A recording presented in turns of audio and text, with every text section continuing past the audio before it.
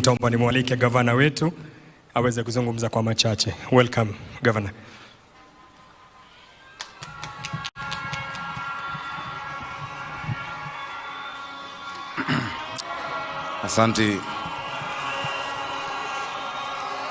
Asante sana, Your Excellency, our President. Asanteni vijana. Your Excellency, the President, mfanyikazi number 1 wa taifa letu la Kenya. Your Excellency, the Deputy President, the Court leadership. Haya, tutulie tafadhali, imetosha. Asante.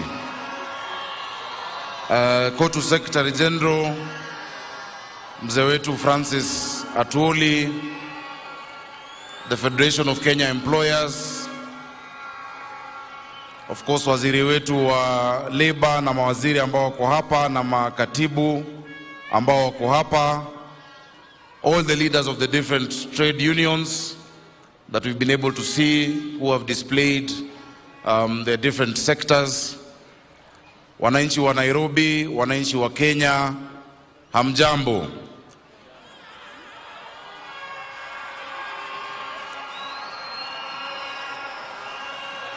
Asante, tusalimane kwa hewa vijana na wananchi wetu.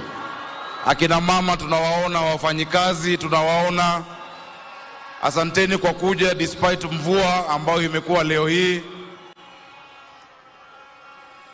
because Labor Day is an important day. Your Excellency, we've always said that the history of this country can never be written without a whole chapter dedicated to the labor movement of the Republic of Kenya and to the different efforts over the years that they made towards our liberation and towards the democratization of our country.